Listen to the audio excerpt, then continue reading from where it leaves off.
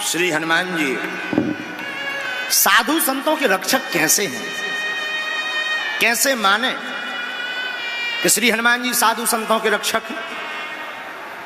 हम आपको अपने ही जीवन की एक घटना सुनाते हैं, सत्य घटना सुना रहे हैं। ये कथा बड़ी अद्भुत है, निज जीवन की सत्य घटना बता रहे हैं। हनुमान जी कैसे रक्षक हैं। जिस स्थान पर हम रहते हैं उसका नाम है बागेश्वर धाम। एक बार भर हमने ये चर्चा बताई है टीवी के माध्यम से, दोबारा नहीं बताई, लेकिन आप लोग जरूर सुनो, क्योंकि गुरुजी ने आज्ञा दे दी थी कि ये कथा बता सकते हो। बात 2017 की है। 2010-11 से हम बागेश्वर धाम पर रहने लगे थे महाराज जी। 2011 से ही धाम पर रहने लगे थे, पर बात है 2017 की। तब उतना समुदाय धाम पर नहीं आता था, लेकिन आता तो था। शनिवार मंगलवार आसपास क्षेत्र के भक्त आते थे, दादा गुरुजी से जो जुड़े थे।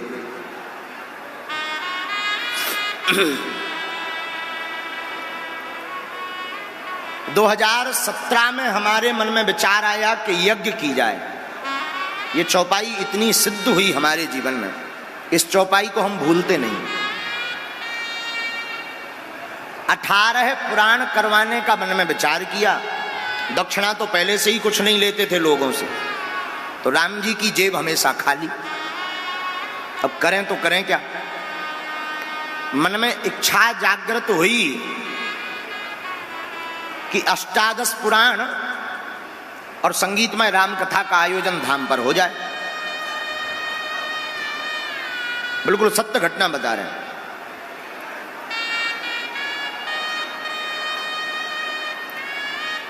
दृढ़ संकल्प ले लिया, तारीख निश्चित हो गई, ब्राह्मणों को भी आमंत्रण दे दिया, तैयारी शुरू कर दी।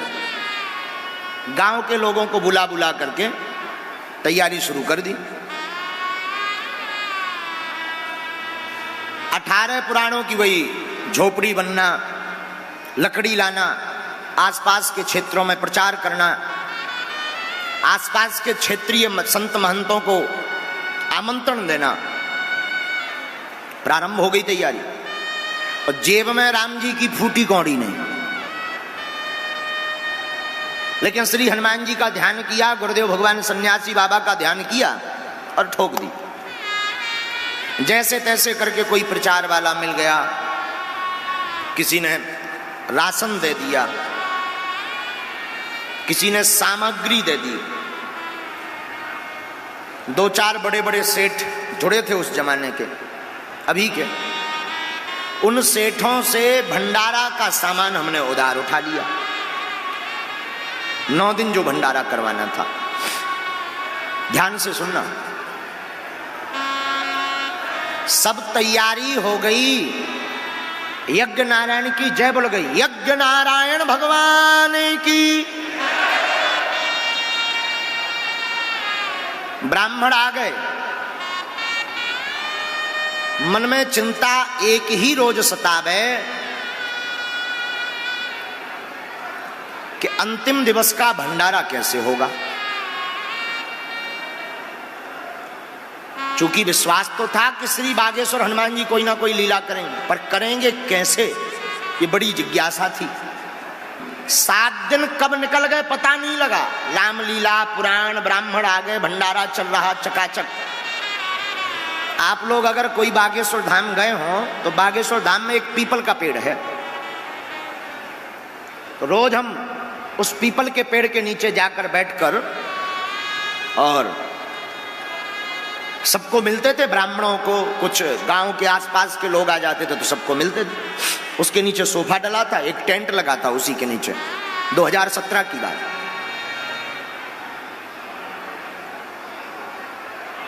तोड़ी।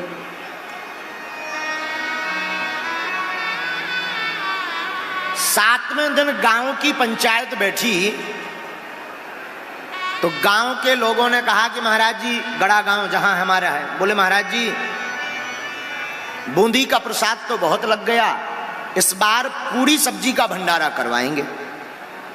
अब और मन में चिंता हो गई कि जैसे तैसे करके बूंदी की व्यवस्था तो करवा ही ले दी, अब आगी लगी लोचन के भंडारे में तो और ज्यादा पैसा लगा, कहां से लावे। हमारी एक जीवन भर आदत रही कि हमने ना तो किसी से उधार मांगा, ना अपनी कमी कभी किसी को बताई कि हम पे हमारे पास संपत्ति नहीं है या धन नहीं। कोई विशेष निज होता है या भक्त दिखता है तो जरूर बता देते हैं, आज तक नहीं बताया।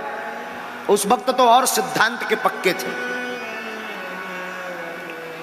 बार बार आंखों में आंसू आवे हमारे कि हे हनुमान जी, हमें ब्राह्मणों की दक्षिणा देनी 3-3.5 लाख रुपया और भंडारा भी करवाना है। जेब में 1 रुपया नहीं है, खजाने में मात्र 22,000 रुपया, मात्र 22,000। और संकल्प था कि हमें मांगना है नहीं। हमने तो हनुमान चालीसा में पढ़ा था, साधु संत के तुम रखुबा, असुर निकंदन राम दुलारे। आप संत जनों के रक्षक हैं, हमारी भी लाज रखना। 8 दिन बीत गए यज्ञ के, सत्य घटना, 1 रुपया की व्यवस्था नहीं बनी। अब उस जमाने में भी बड़े बड़े अमीर लोग आते थे, पर स्वभाव में हमारे वही बस हंस लिया, सबको ये बताया भी नहीं, सबको अनुभव भी नहीं होने दिया कि हम किसी चिंता में।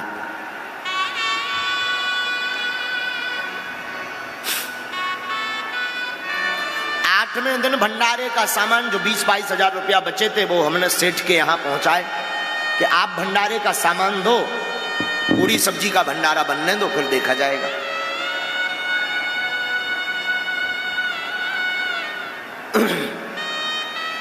सामान आ गया, भंडारा बन गया, प्रसाद बन गया। दूसरे दिन ब्राह्मणों की विदाई बस रह गई। अब ब्राह्मणों की विदाई के लिए कोई व्यवस्था नहीं, चाहिए कम से कम 3-3.5 लाख रुपया। अब एक रात का पूरा खेल, उधार मांगना नहीं है, रात भर में कहीं से आना नहीं है।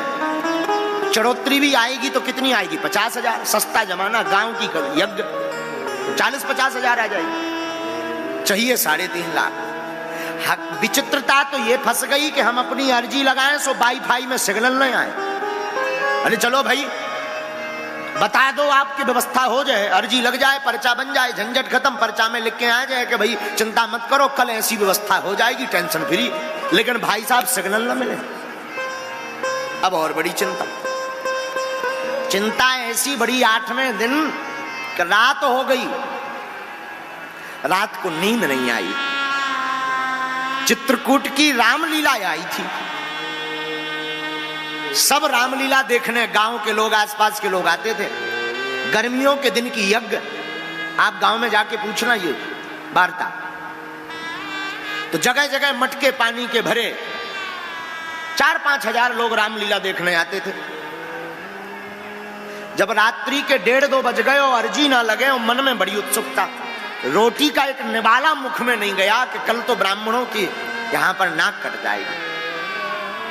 अच्छा अर्जी लग जाए कि नहीं होनी व्यवस्था तो रात को ही ब्राह्मणों के पांव पलने के हम बाद में चुका दे भी, माफ कर दो। लेकिन ना हाँ होवे ना होवे। अब तो मन में बड़ी उद्विग्नता, शरीर को हम बार बार कसोटें, भीतर जाएं तो 20-22 हजार रुपया निकले, यहां वहां से जोड़ मरोड़ कर दान पेटी खुलवाई, सब 20-22-25 हजार रुपया भाई। अब बड़ी टेंशन, चाहिए 3 लाख 3.5 लाख रुपया, 20 हजार। अब तो लगता है नाक कट जाएगी। 2 बजे रामलीला विराम हो गई। गांव के सब रामलीला देखकर चले गए। रामलीला देखकर सब जब गांव के गए तो हमें बार बार रोना आवे कि कहाँ से हमने यज्ञ ठान दी, कहाँ से ये आयोजन ठान दिया। हंसी और बेफिजूली में होनी है, हमने तो भले के लिए ठानी थी, पर इसमें तो हम बड़े बुरे फंस गए। लेकिन अब आप ही हो, ये मन में बार बार विचार आवे कि हे प्रभु अब तो आप ही हो। तो जब रामलीला बंद हो गई, 2 4 10 लोग जाग रहे थे, बाकी सब सोने लगे, 2 बज गए। तो हमने मटकों का पेड़ों के नीचे जल भरा रहता था महाराज जी, मिट्टी के मटकों का। तो एक मटका उठाया और पानी डाला, ऐसी कपड़ा पहने, वस्त्र पहने पहने हमने पानी शरीर से सिर पर डाला और नहा लिया। और एक पानी के मटके में हमने सामने हैंडपंप लगा है, आज भी लगा है, उस हैंडपंप से हमने जल भरा कि जल चढ़ाएं, शायद अर्जी सुन लें बालाजी। आंखें बार बार भर आवे कि कल तो नाक कट जाएगी, हमारी नाक कटेगी सो तो ठीक है, आपकी भी नाक कट जाएगी। कि बड़े पुजारी बनते थे, बड़े त्रिकालज्ञ बनते थे, बड़े भविष्य वक्ता बनते थे, बड़े अर्जी लगाने बनते थे, अब अपनी अर्जी नहीं लगा पाया कि पैसा नहीं हो पाऊंगा। तो मन में ये बड़ी खिन्नता आ गई। पानी का मटका हमने हाथ में लिया और मंदिर की सीढ़ियां चढ़े, 2 सीढ़ी रह ही गई थी और पैर रखने ही वाले थे, तब तक भोले बाबा के मंदिर से आवाज जोर से आई, शरीर कांप गया। अब मटका हमारे हाथ से छूट गया। तो हमने जोर से कहा कौन? तो भीतर से जोर से हुंकार भर के बोले हम हैं सन्यासी बाबा, और जा तू चिंता ना कर, कल व्यवस्था हो जाएगी तेरी। पहली बार हमें जीवन में, दूसरी बार ये सन्यासी बाबा के दर्शन थे, आंखों से आंसू आ गए, शरीर कप गए, रोंगटे खड़े हो गए। और डरत डरत जैसे ही मंदिर के सामने पहुंचे, लंबी मोटी मोटी, इतनी मोटी खड़ाऊ, गोल सुंदर बगबगाता हुआ चेहरा, सफेद, हाथ में 7-8 फुट का लंबा चमीटा और एक गेरुआ कपड़ा पहने हुए मुस्कुराता हुआ एक योगी खड़ा था। बोला जा व्यवस्था हो जाएगी, चिंता मत कर। कांप करके गिर गए महाराज जी, हमें मारे खुशी के 30 मिनट तक हमें होश नहीं आया, 30 मिनट तक। और शरीर में जब होश आया तो मन में प्रसन्नता भई कि गुरुजी ने आज दर्शन दे। तो बगल में जैसी सन्यासी बाबा के पास पहुंचे, हम 1.5 घंटे नाचे, 1.5 घंटे कि आज तो लाज भी बच गई और कृपा भी हो गई और दर्शन भी हो गए। जब नाचते नाचते शरीर थक गया, 2-3 जगह खून निकल गया, मुस्कुराते हुए नीचे उतरे और उतर करके हम सो गए। अब तो कोई चिंता ही नहीं, नींद ही नहीं आई, वही सपना बार बार, वही चित्र, वही विग्रह। और वो हुंकार आज भी हमारे कान में भरी है, आज भी वो हुंकार जाती नहीं है। और सच यह है, उन्हीं गुरु कृपा की दम पर हम बोल देते हैं, उन्हीं गुरु कृपा की दम पर हम दतिया में बोल रहे हैं, मॉरिशस में बोल आए और लंदन में बोल आए। कलयुग में साधु संत के तुम रखवारे, हनुमान जी के चमत्कार के ही कारण। बार बार वो हमारे कानों में वही गूंज, हुंकार भरी। सुबह 9 बजे हम जगे, नींद आई 5:30 पर सुबह। अब तो टेंशन नहीं। 9 बजे हम जागे तो रोज की भांति हम बाहर पीपल के पेड़ के पास, शरीर में रात को लग गया था खुशी के मारे। तो सब पूछने लगे कि आज आपका चेहरा मुस्कुराता हुआ दिख रहा पर आंखें लाल दिख रही। हमने कहा कुछ नहीं, अब किसे बता दें। और आज हम 2022 चल रही ना, 4 साल तक हम इस रहस्य को छुपाए रहे। टीवी के माध्यम से हमने पहली बार दतिया में इस रहस्य को हमने खोला। आज तक हमने इस रहस्य को कहीं नहीं बताया। धाम पर एक बार चर्चा जरूर की और लौटकर हमने कभी टीवी पर यह रहस्य नहीं बताया, क्योंकि गुरु की कृपा और गुरु के चमत्कार प्रचार का विषय नहीं है, वो तो अनुभव का विषय है। तो बार बार आंखों में आंसू भरे और प्रसन्नता हो गए। पीपल के पेड़ के नीचे हम जाके बैठ गए।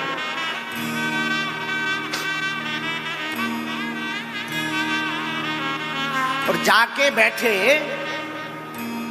तो सब लोग यजमान आदि ब्राह्मण आदि सब राम राम करने आए। अब हमें कोई दिक्कत ही नहीं थी, मौज थे। गुरु आज्ञा पर क्या संदेह, गुरु आज्ञा पर तो कोई। अब तो यही बात थी मन में कि पैसा कैसे आएंगे, अब व्यवस्था होगी कैसे, बस ये आनंद लेना था। बैठ गए मुस्कुराकर। उस जमाने में गाड़ी उतनी ज्यादा कम आती थी धाम पर, तो एक बोलेरो नई गाड़ी, तालाब है धाम पर अभी भी, वहां तालाब के किनारे बोलेरो गाड़ी लगती है और व्हाइट शर्ट ब्लैक पैंट, आज भी हमें वो चित्र याद है। व्हाइट शर्ट ब्लैक पैंट पहने एक युवक लगभग 40-42 साल का, छोटी छोटी मूंछ और एकदम बढ़िया चेहरा, हाथ में जो है थैला लिए हुए, काला बैग लिए हुए आया। हम तो सामान्य भांति बैठे थे, हमें क्या पता कि ये सबको मिल रहे थे, तो वो भी लाइन में बैठा था। तो हमने उसको भी पूछा कि श्रीमान कहां से आए हो, तो उसने झांसी बताया कि गुरुजी हम झांसी से आए। उनका वाह,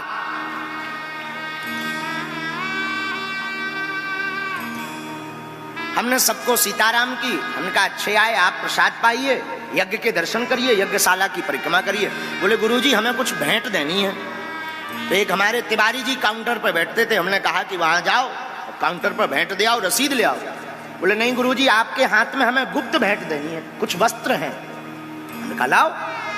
एक काला बैग, कपड़ों के बहाने ब्राह्मणों के कपड़े होंगे, वस्त्र होंगे, वो हमने ले लिया।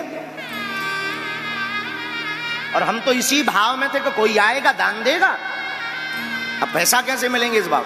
और वो व्यक्ति बिना प्रसाद पाए हमारी आंखों के सामने ही स्वयं ड्राइव करके वो बोलेरो लेके चला गया।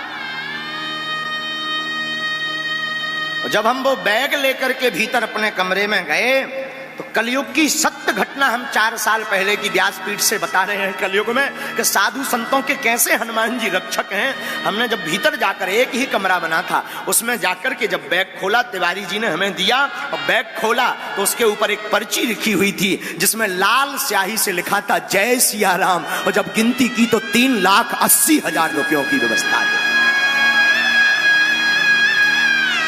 कौन है, कहां का है, कब आया, कैसे गया, कोई पता नहीं। लेकिन धन्य है कलयुग में श्री हनुमान जी, धन्य है गुरुदेव। आज भी संतों की रक्षा के लिए हनुमान जी को वो व्यक्ति बनना पड़ा और यज्ञ की लाज बचाने के लिए हनुमान जी को आना पड़ा। साधु संत के तुम रखवाले, साधु संत के तुम रखवाले, असुर निकंदन राम दुलारे, असुर निकंदन राम दुलारे। बोलो श्री राम जय राम जय जय राम, बोलो श्री राम जय राम जय जय राम। ऐसी हनुमान चालीसा की है सिद्ध चौपाई है। हम कोई कथा नहीं तुम्हें बता रहे, अपने जीवन की निज घटना बता रहे हैं कि जब हमारी रक्षा हनुमान जी, हम तो संत भी नहीं हैं, पक्के असंत हैं, उनके चरणों के तुच्छ से दास हैं। जब हमारे जैसे धूर्त नालायक मूर्ख पर वो कृपा कर सकते हैं तो आप भी उन हनुमान जी के चरण मत छोड़ना, इस चौपाई को मत छोड़ना, आप पर भी वो बालाजी कृपा करेंगे। मत छोड़ना पागलो, प्राण छोड़ देना, परिवार छोड़ देना, घर छोड़ देना, पर अपने हनुमान को मत छोड़ना। हमारे हनुमान जी ऐसे हैं, और देवता चित्त न धरी, हनुमत से ही सर्व सुख करे। ये ताकत सिर्फ कलयुग में अगर किसी के अंदर है, श्री हनुमान जी के अंदर है। और आज की कथा सुनकर प्रण लेकर जाना पागलो। हमने कहा था हम दतिया में किसी विशेष प्रयोजन से नहीं, आप सबको बागेश्वर हनुमान जी का पागल बनाने आए। कितने ऐसे लाखों हम आपको घटनाएं बताएं, कथाएं बताएं जिनमें हनुमान जी ने कृपा नहीं की।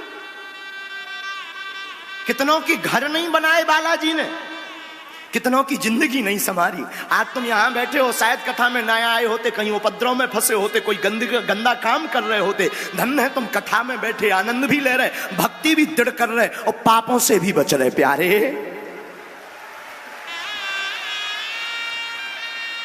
इसलिए तुम मर जाना पर भूल कर। और हम तो चाहते हैं हर मंगल और शनिवार अगर बागेश्वर धाम ना जा पाओ, दंदरौआ हनुमान तुम्हारे नजदीक हैं, वहां पहुंच जाना। बगल के हनुमान जी तुम्हारे नजदीक हैं, वहां पहुंच जाना। एक एक हनुमान चालीसा का पाठ खुद भी करना, अपने बालकों को भी कराना। तुम्हारे अंदर संतत्व आ जाएगा, और संतत्व आ जाएगा तो प्रत्येक विपत्ति में रक्षा करने का काम हमारे हनुमान जी करें। लेकिन करना पड़ेगा। आप सोचो कि हम गाल भी फुला लें और गाना भी गा लें, मुश्किल है। आप सोचो कि हमने कथा सुन ली तो तर गए, ये ऐसे नहीं। करना तो आपको ही पड़ेगा, जाना तो पड़ेगा। डले रहो दरबार में, ढका धनी के खाओ, और एक दिन ऐसा आएगो कि आपो धनी हो जाओ। श्री हनुमान जी साधारण थोड़ी है। हनुमान जी ज्ञानवान है, दयावान है, बलवान है, प्रेमवान है, समर्थवान है, इसलिए इनका नाम श्री हनुमान है।